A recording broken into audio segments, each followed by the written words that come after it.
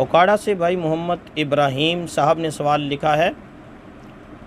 लिखते हैं, मोहतरम मुफ्ती साहब, हमने सुना है कि 14वीं सदी आखिरी सदी है, इसके बाद क़यामत आ जाएगी, क्या ये बात दुरुस्त है?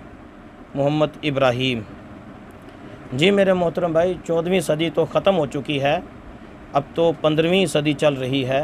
लिहाजा ये जो बात लोगों में मशहूर थी कि 14वीं सदी आखिरी, इसके बाद क़यामत आ जाएगी, वो तो क़यामत तो ना आई, ये तो 15वीं सदी चल रही है।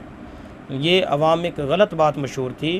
किसी हदीस में, किसी रिवायत में किसी सदी की तखसीस नहीं आई कि फ़लाँ सदी के बाद या फ़लाँ सन के बाद क़यामत आ जाएगी, ऐसा हरगिज़ नहीं है।